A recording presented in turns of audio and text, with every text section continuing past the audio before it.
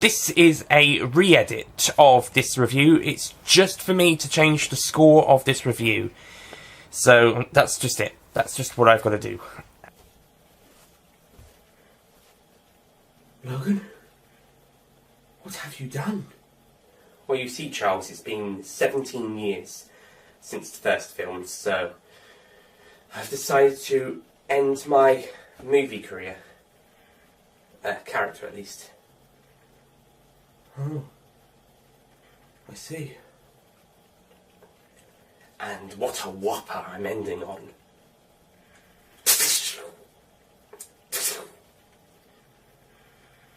Wait, does that mean my movie career's over as well? Oh, shit. Well, at least your younger self will appear again.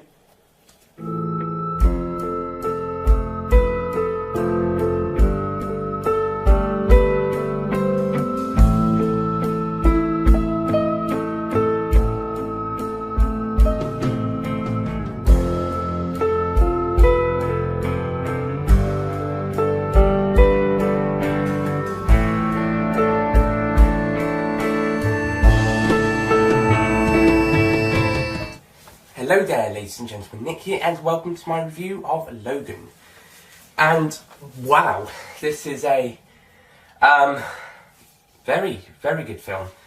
Probably one of the best X-Men films, X-Men Universe films. It's certainly the best Wolverine solo film, though I would put it third on my overall X-Men Universe film ranking list. But I'll do that later.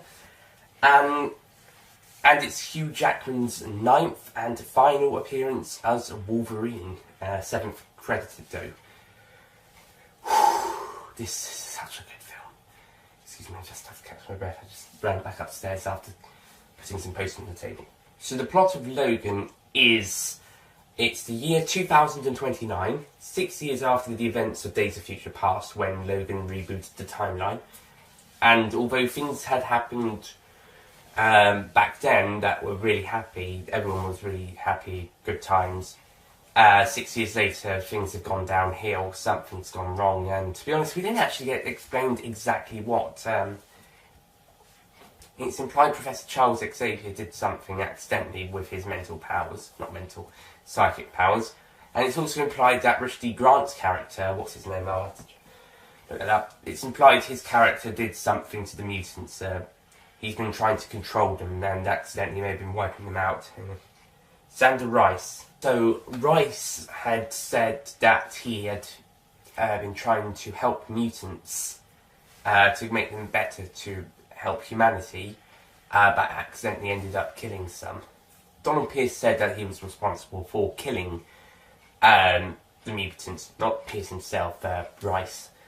So Pierce may have accidentally wiped out most, if not all, the mutants. And what they've also done is tried to grow some of the mutants as weapons. And there's a couple of new X-23s, as they call them. Although the character X-23, that is referred to as X-23 by Logan and Professor X, is the one they're helping to get across to North Dakota. The one that that Pierce and Rice are referring to are basically all of the ones they're trying to get. Though in the case of X-23, the character, they are referring to her when trying to capture her, but when they're trying to catch all of them, they refer to as the X-23s. It's confusing a little in that context. So they've been experimenting on them, and once they discovered the way to make a X-24, as they call it, and make a very much like younger Wolverine clone, they tried to dispose of the X-23s, but some of the nurses helped them escape, one of which helps Laura, who is X-23, the character, out, and she tries to get Wolverine's help. And Professor X has been communicating with Laura. Wolverine eventually decides to help, as he and Caliban, he's picked up very different Caliban to X-Men Apocalypse. are looking after a Professor Xavier hidden away, and the Wolverine and Professor X are living with the memory of whatever happened the year or a few years beforehand. And there are a few mentions to the first X-Men with Liberty Island. When Wolverine goes to help the nurse the next day, he finds that she is dead and the girl was missing. However, it turns out the girl had snuck away, or I think she might have snuck into the car. It's not actually explained, but when Pierce turns up later that day at Wolverine's hideout, they'd already met once at the hospital, where Wolverine got the pills for Professor X, but they met again, and when that happened, Laura just turned up there and knocked Pierce out, and soon it becomes a race against time to protect the child. Caliban gets captured, sadly. He was a pretty great character, and he's kept as a prisoner as a tracker. In the meantime, Logan and Professor X have to protect Laura, and they have to go from city and across the country. I say from city to city across the country, and they keep running into problems. In one city, I think it might be Las Vegas, no, it might be Phoenix. It's a city. Professor X uses his mental powers, so the Ravens, I think they're called, the big armed people serving Rice and Pierce, they, in order to stop them harming Laura, Professor X uses his mental powers, which we got a taste of a bit earlier on. And later on, there's a bit of a shocking bit. Sorry, I got a bit of a cold. There's a bit of a shocking bit where, well, the characters help a family recover their horses after they escape, and then they go over to the families for dinner as a thank you, and Wolverine helps the father sort out the Warden's mane and kind of stands up to him when he's being bullied by these jerks. Something's going on. Some of the dialogue is quite quiet and only one or two sentences, so it's tricky to work out what they're saying. They're probably describing something. Whilst that's going on, Weapon 24 has now infiltrated the house and has, well, spoiler alert, kills Professor X and the boy and the mother of the family, and tries to kidnap X-23, and then later kills the father when he comes back and fights Wolverine, as well as killing all those jerks plus a few extras who have come along. So, yeah, Professor X is killed. I know. We've been with this character for about all the films, minus including the Wolverine. Yeah, he's been in as many films as Wolverine, Professor Xavier. All of them apart from Deadpool. Of course, Patrick Stewart wasn't in all of them. He wasn't in First Class or Apocalypse. But he was in the rest. And James McAvoy played him in First Class, Days of Future Past, well, in the younger version at least, and Apocalypse. So, yeah, we've had Xavier in as many films as Wolverine, and Patrick Stewart almost as many films as Hugh Jackman. And, yeah, it's quite shocking to see him go out this way, especially being killed by a Wolverine clone, in a way, X-24. But stay tuned, folks, this won't be the only shocking beloved character death of this movie. Eventually, Wolverine and Laura have to make their way to North Dakota, and they eventually do. And they meet up with the other X-23s, I think they are. Not just Wolverine clones, there are young mutants. Or at least drone mutants. And Laura is just like Wolverine, hence why she is referred to as his daughter and he is her father. Because they took the stuff at the end of X-Men Apocalypse with the green stuff in X-Corp, that's how Laura's and X-24 were created. soon the Young Mutants have to make their way across I think it's the border with Canada. They say the borders, so I think it's Canada they're going to, and they have to make their way over there, but soon the Ravens catch up with them and kidnap a few on the run and try and kill the rest. But Wolverine is on his way, and he manages to fight off quite a few. Eventually he confronts Rice and Pierce, and after a little bit of conversation, he just shoots Rice in the head. He picks up one of the guns and shoots Rice and does a couple of shots and injures Pierce. A battle between Wolverine and X-24 ensues whilst the other mutants kill Pierce and fight the other Ravens, with X-23 being just as brutal as Wolverine. In fact, X-23 is as brutal as Wolverine throughout the entire film. There is a really great fight at the start at Wolverine's hideout, where they decimate about 2/3 to 3/4 of the amount of guards, Ravens, there at the place. Of course, in this final battle, it's whoever's left. Not including those who have been killed throughout the rest of the movie.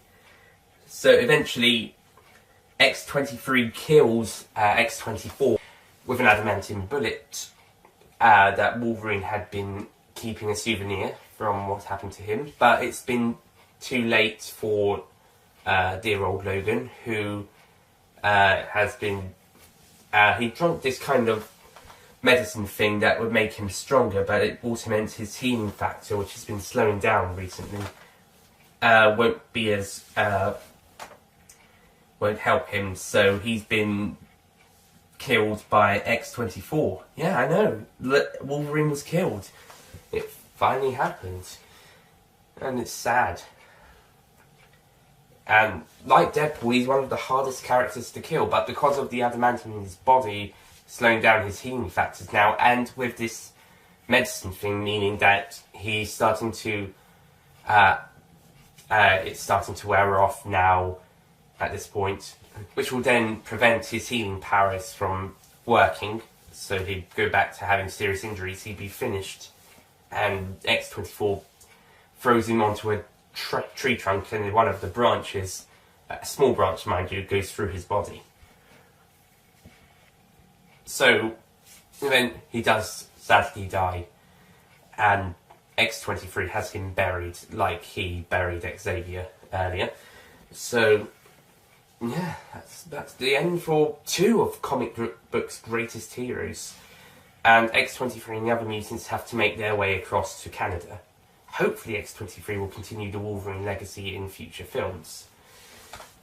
Because we now no longer have a Wolverine unless he makes cameos again in other X-Men films set before 2029. Like the next X-Men film will be in being set in the 1990s, and the next Deadpool film will be in the present day.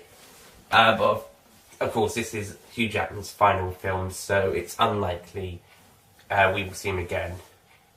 And it's also unlikely that the character will appear again, even in tiny cameos, unless it's archive footage or CG'd.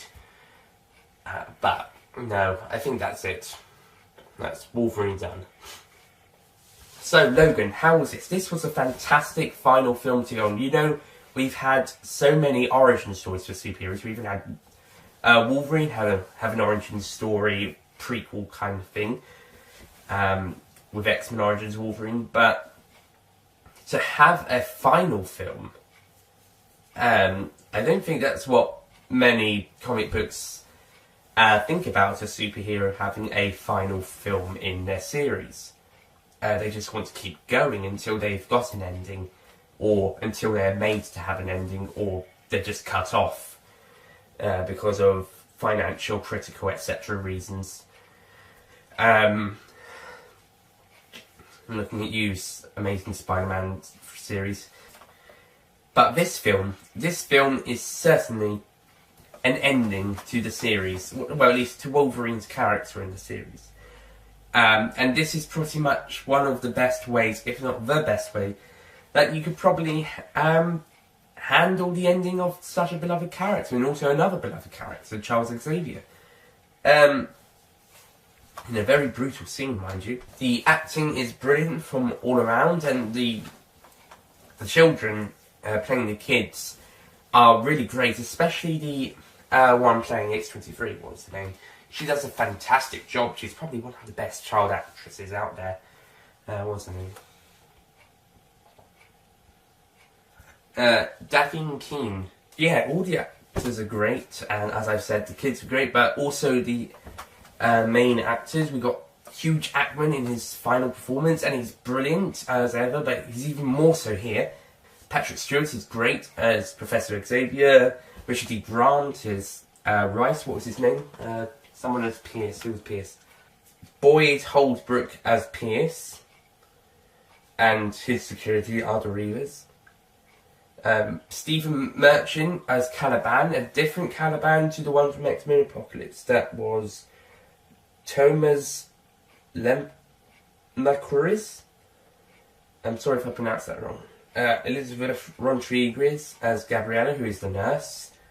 And there's a few others, including the Munson family. The music is great. It's done by the composer from The Wolverine. What's his name? Marco Beltriam, which is the one out of the composers for the first 7-8 films that I can remember. I say 8 up to Deadpool. John Osborne's done 3 film scores, and now Marco Beltriam has done 2. Like the director James Mangold and Bryan Singer, who did 4 films directing. Wouldn't be surprised if he came back for a 5th, but I don't think he will. When Matthew Vaughn finishes his Kingsman trilogy, and maybe there's another Kick-Ass film, if they're thinking about it, maybe he could come back to do another X-Men. Possibly. He'd probably be the best choice to come back to do another one. Anyway, back to Logan. It looks really, really good. There's, even for the action scene, there's quite there's quite a lot of still shots. The camera isn't always flying around everywhere like in some of the other films, and not just X-Men. Pretty much most films generally sometimes have shaky cameras or flying all around characters, and it doesn't cut to an unnecessary else bit in another scene. In X-Men Origins Wolverine, there's a bit where Wolverine and his Sabretooth are fighting, and then it just cuts to Gambit running across a roof and then takes on Wolverine. I don't know why, it just does that. Thankfully, this film doesn't have any of that, and it's a really well shot film, really well edited. I'm struggling to say anything that isn't positive. I think my only criticism is that it does go a bit too far with the violence and swearing. Granted, it's trying to get an R in America and a 15 over here, and Wolverine and X-Men are long overdue for a film like this. And, well, we did get Deadpool, but that was for the series overall. Wolverine, the character, needed a film like this. However, I think they do go a little bit too far. In Deadpool, I think it was okay. But I don't think that was... Deadpool, it was understandable, because that character usually does it. But with Logan, I think he went a bit too far. It was a bit more than the Deadpool level. However, that's just a nitpick. It's not a problem. It's absolutely fine. More of just they could have toned it down a little. Maybe not had so much violence or language. I wouldn't be surprised if there was an 18 rated extended edition. But then again, I thought that might happen with Deadpool after what happened with the Wolverine and Days of Future Past, having extended or alternative cut versions that got 15s for extras. I thought there might be an 18 rated Deadpool for extras,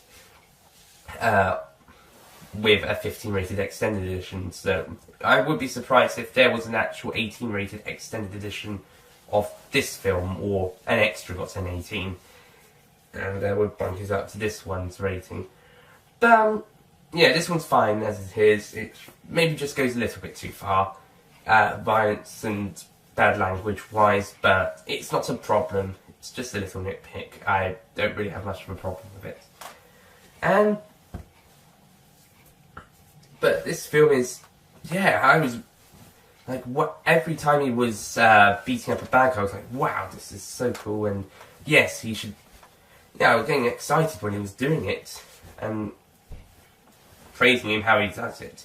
Of course, it did just get more violent as it went along, and it might have exceeded a little bit of the levels. But then again, some parts of it weren't too much different to some of the earlier films, plus a little bit of blood. And other parts, it wasn't too far different to the Deadpool level. But for the most parts, and in fact overall, it's probably the most violent X-Men film in the series. X-Men Universe film. Deadpool coming a very close second. So yeah, that was Logan. That was fantastic. So I'm going to give Logan a 10 out of 10.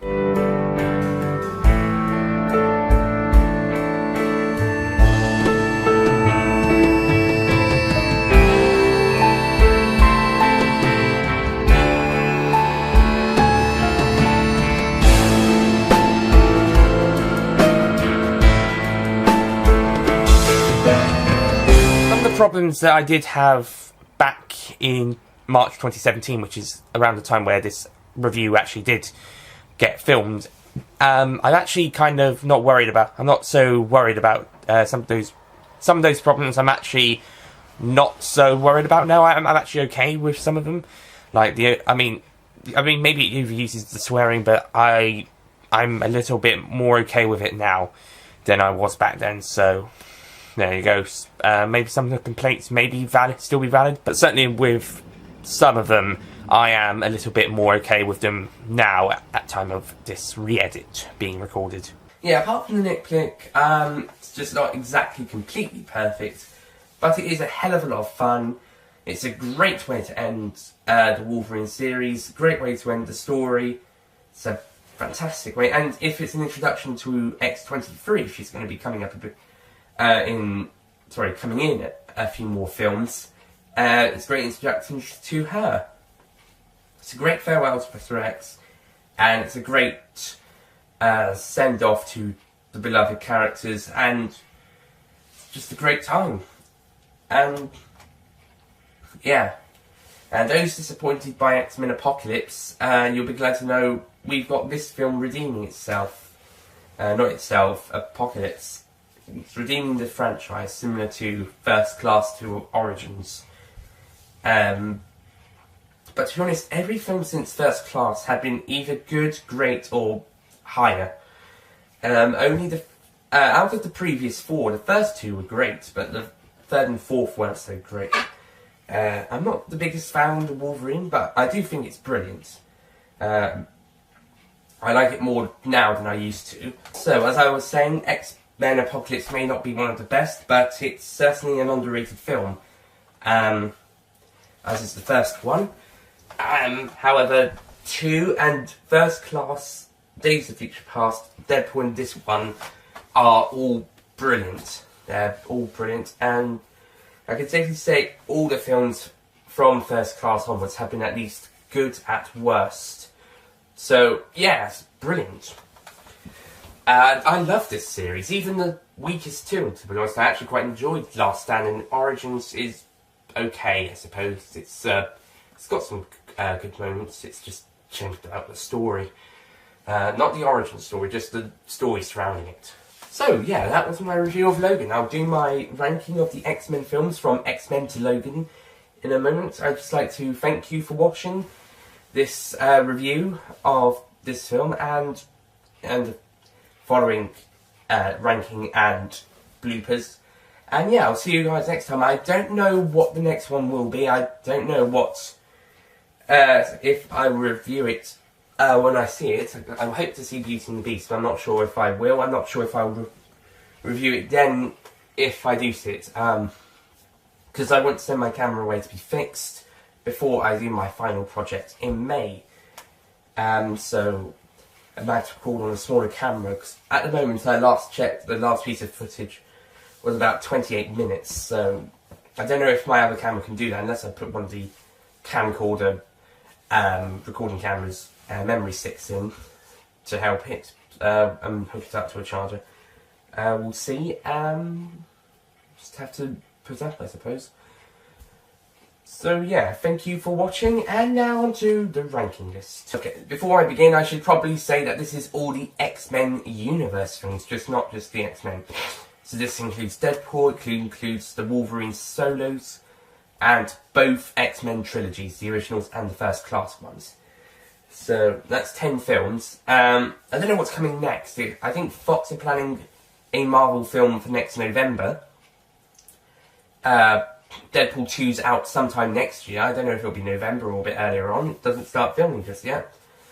Oh yeah, that's something else I should mention. There's been a Deadpool 2 teaser that's been released, and apparently it was released in, a bit of it was shown in cinemas before Logan, although our cinema didn't screen it for some reason, or part of the clip for some reason. I'm not sure why, it just didn't. Which is a shame, because this is one of the 4 X-Men films that doesn't have a post-credit scene, along with the first 2 and First Class. And Deadpool was more of a, in the cinemas it was shown in, it's more of a pre-film teaser as opposed to a post-credits film teaser or mid-credits film teaser. I think for mid-credits, I think only Origins, no, Wolverine has that as well. The other 2 Wolverine films have that, and Origins also has a post-credits scene, and then 3 Days of Future Past, Deadpool and Apocalypse have post-credit scenes. Then again, Deadpool's credits are at the end as opposed to all the others which are at the start. It's just how films work. So yeah, sadly the No Good Deed teaser for Deadpool 2 wasn't shown at our cinema, but it is available on YouTube, and I did see it. I think it was Saturday. It's Monday the 6th of March today. I watched Logan yesterday, Sunday the 5th. And I think I saw the Deadpool thing on Saturday the 4th. And that was fantastic as well. I'm really looking forward to Deadpool 2. And whatever comes out. I think there's the Inhumans film at some point. I think that should have been this year, but I'm not certain what's going on with that. We'll see what comes along and see what next year's November Fox Marvel film is. It could be Deadpool 2, for all we know. I think the next X-Men film will be in 2019, maybe. So, on to the ranking. Number 10, no surprise, is X-Men Origins Wolverine. Number 9, no surprise, is X-Men The Last Stand, or X-Men 3. I do enjoy these films, but the stories aren't that great. I mean, this one's story isn't that very well handled, beyond the fact they've got the origins of down. Apart from having the origins down, it's not that great a story. X2 did it better. This one, interesting concept, but it's just not that great. It's fun. You may have good times. Then again, in case of these 2, maybe not. But who knows? Number 8 is The Wolverine. Even though I liked it more on a second time viewing, and in my reviews of Deadpool and Apocalypse, I think I did the rankings in both of those up to Deadpool and Apocalypse. It was in one or the other, or both. I think this one was slowed down because I wasn't that big fan of it. I didn't enjoy it as much. However, on a rewatch back in December, I enjoyed it a lot more. It's just that I enjoyed most of the others even more than this one. That's why it's still number 8 instead of 6 or 7. But it is a very good film. This is where we go from the not so good films to the really good ones, and hence why I say from First Class all the ones are at least good, as opposed from Days of Future Past. Because this one is now, for me, it's now a good film. It's a really good film. I found it boring first time round, but second time it was just really great. And yeah, I wouldn't mind watching it again. To be honest, I wouldn't mind watching any of them again. Number 7, one of the most underrated films of the series is X-Men Apocalypse. Last year's instalment, it's quite underrated, but it's very good. It's not brilliant, it's not perfect. there's a few plots, story-wise included, but yeah, it's great. And on last year's film ranking, last year, 2016 film ranking I released last month, it came, what place? Was it ninth? Ninth place on my 15 film rankings, so yeah, it's not that bad. It's still a great film. It's got more positive reviews to the DC films. It's probably the least critically acclaimed of the Marvel ones. But in total, this one is still a brilliant film. And yeah, it's a great film. Very underrated. Number 6 is also very underrated.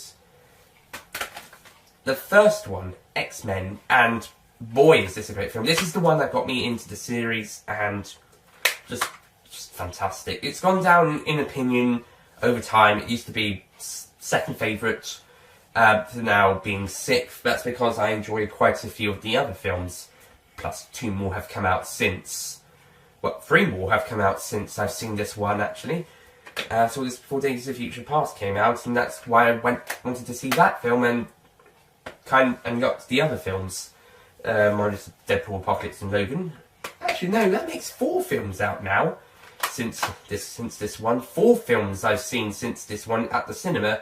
And the rest on Blu-ray.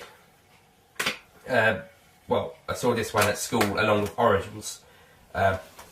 Those would do DVD, and saw this one sometimes on telly at one point.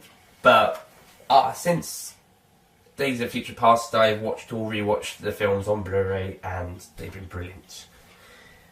And yeah, X-Men 1 is fantastic. It's a shame it doesn't get as much recognition as it does. Number 5, we're getting on to the popular ones now. Number 5 is X-Men 2, considered one of the best, aside from Days of Future Past and First Class. And it's also the best for Mr. TARDIS 11, my friend Ollie. And although he does consider Logan one of the best as well, and Days of Future Past. And yeah, this is a great film. It's a really, really good film. Sorry, I'm itchy nose. And yes, I didn't enjoy it as much as the first one before, but now I do. And I also had trouble deciding whether this one or First Class was better, even though I saw First Class about twice before the rewatches, as opposed to this one, which was once. So yeah, I rewatched First Class at school as well at one point. But after the recent rewatches, I really enjoyed this one, but I just enjoyed First Class even more again. So that's why this one is number 4. So yeah, X-Men 2, or X2, or X-Men United, or X-Men 2, X-Men United, or X2, X-Men United. God, there's so many titles, just pick one, for goodness sake. I think they have X2 in the actual title, or X-Men 2. It says X-Men 2 here, so you know, just stick with one title already. Oh god, X2 or X-Men 2, that's fine. Just don't do any of the others. Have X-Men United as another title at another point, like Last Stand, because it's getting confusing. Maybe the next one. Okay, so number 4, I was about to say 3, but number 4 is X-Men First Class. As I said, I preferred it to X-Men 2 on the rewatches. Yeah, this is a fantastic Origins film. It's definitely better than the Wolverine. No, not the Wolverine, but it is better than the Wolverine, but better than X-Men Origins Wolverine as a prequel to the series. And this one has so much heart, it's brilliant. And unlike the 2015 Fantastic Four film, so I haven't seen it yet, but apparently the director of Chronicle, Josh Trank, was hired to do that film because he did a great job with Chronicle, but that Fantastic Four didn't do so well. Well, with X-Men First Class, a similar thing happened with director Matthew Vaughn following Kick-Ass.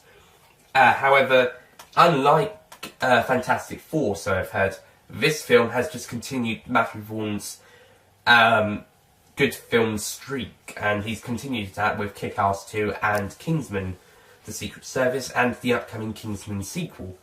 No announcements on a Kick-Ass 3. I haven't seen any of the Kick-Ass's films, but they look interesting. I'd like to see them. But I don't know if there's anything coming out for a third film or that Hit Girl prequel. They planned. So the Kingsman third film might not actually happen. They're planning a trilogy for Kingsman, but I think they planned a trilogy for Kick-Ass. That didn't turn out. And like I said, I'd like him to return for X-Men, maybe after Kingsman 3. Maybe if they get around to doing a Kick-Ass 3 or Hit-Girl prequel, whatever they plan to do with that series. But once he's done Kingsman, please come back to X-Men Matthew Vaughn, either for the next film or the one after. Or another solo spin-off, whatever. Deadpool 2 had to get a director for after Tim Miller left. If they had to get a director for the third film, well, we know you like violent and gory films that are really, really good. Well, Logan would have been your cup of tea if James Mangold hadn't already been signed up. And you were busy with Kingsman 2. So, yeah, something like Logan. They actually read an article saying that it was time for an R-rated X-Men film. We could get Matthew Vaughn come back to that. And if not, something like this one. Because this one rocks. It's the 60s. I can use terms like that.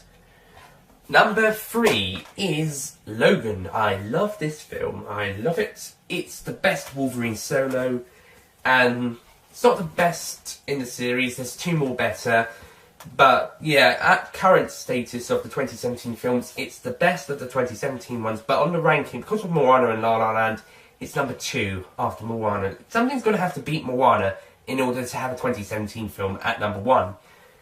And at the moment, it doesn't look like anything at the moment seen yet. Although La La Land was 2016 as well. And despite being last place, it's not a bad film. And Lego Batman movie's been pushed down to 3, sadly. But yeah, Logan is number 2 of the current 2017 film list. But of the 2017 films themselves, it is number 1. Number 2 of this ranking list is my 4th favourite film from 2016. So X-Men Apocalypse was 9, this one's number 4. And it is... And at the time when I saw it, it was number 1 of both the list and of the 2017 films, because Payne was 2014. Yeah, this one is Deadpool. I just love this film. I've seen it about 4 times within the same year. 1 at the cinema and 3 on Blu-ray. It's just fantastic. Same for Zootropolis. I've seen that about 4 times. 1 at the cinema, 1 on Amazon Prime, and 2 on DVD. But, you know what? These are fantastic films, Zootropolis and Deadpool, and yeah, a film you get to see 4 times, it's got to be a film that you love, especially if it's 4 times in the same year. Well, maybe not 4 times in the same year, you might have to make it a few more. I don't expect to see Deadpool again much soon, maybe another time, maybe later in the year, I suppose I'll rewatch it. But, yeah, I freaking love this one. I can swear, can't I? Yes, I can swear with this one. I fucking love Deadpool. I fucking love that film. And that's why it's number 2 on the list. And number 1, of course, is the best X-Men film. At least for me, Days of Future Past. It's just perfect. Or almost perfect, at least for me. And, yes, stories are brilliant. Deadpool's also quite underrated in some of the critics. Radio Times specifically actually had it as a 3-star, which is a bit unfair because Deadpool's a fantastic film and pretty much everybody else loved it. Apocalypse is very underrated. The first one's underrated. Wolverine's I prefer now than I used to. These 2, First, Last Stand and Origins, they have their moments, but they're the weakest in the stories. Days of Future Past, a lot of people say that's the best. It's us 2 in First Class, and now Logan, fantastic ending to Wolverine's character's story. I mean, he's been in all of these, except this one, but yeah, it's been pretty brilliant. But yeah, Ryan Reynolds does a really good Australian accent. You get a pinch of it in Deadpool, but in No Good Deeds, you get to hear it a bit better. Yes, so that was my X-Men film ranking list. Thank you for watching. I'll see you guys next time. Goodbye.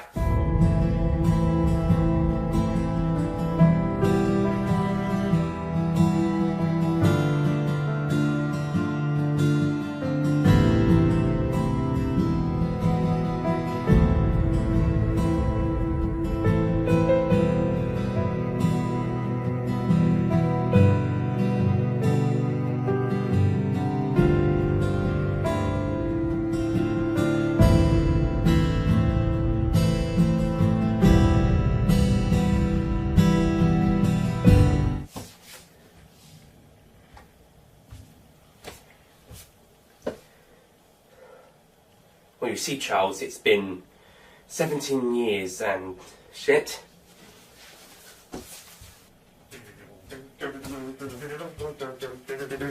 Dun, dun.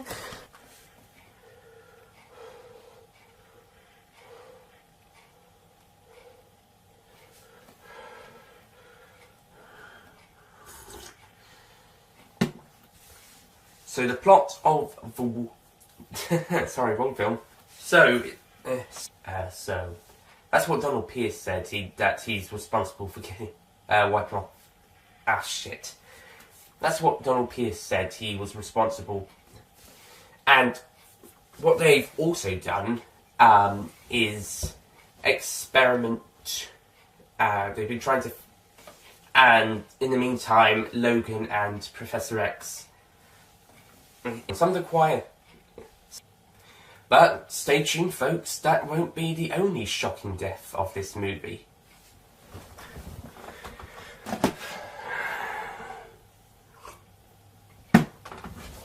Eventually, Wolverine and Laura have to make their way out to North Dakota.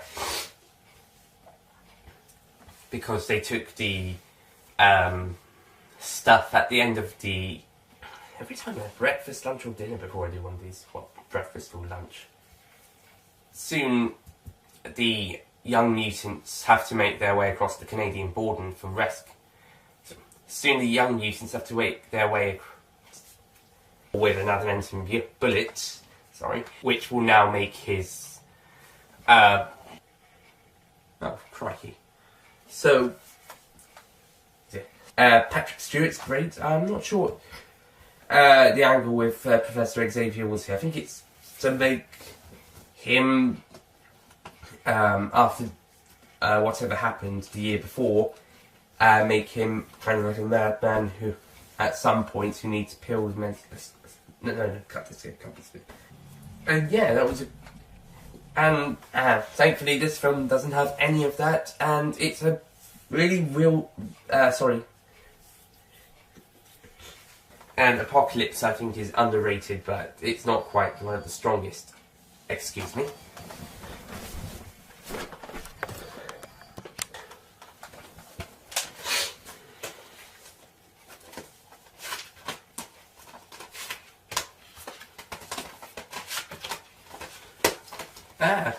So many slipcases. I'm doing a homemade one. That's so many Blu-rays.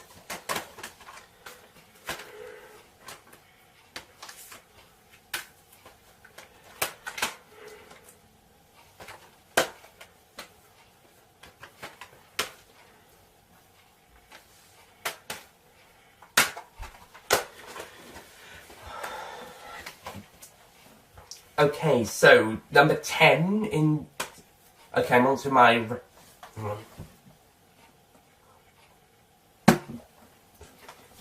Number 9, again, no surprise, is X-Men The Last... number 5, we on? Yeah, number 5 is... Oh no, it's one of... that's X-Men 2, also known as X2, X-Men 2, sorry. Thank you for watching the review. I was considering 10 out of 10, but I think, no, maybe... It's not quite perfect, but it's a fantastic movie. I'll go with a 9. I give Logan 9 out of 10. But certainly on some others I'm a little more okay with now.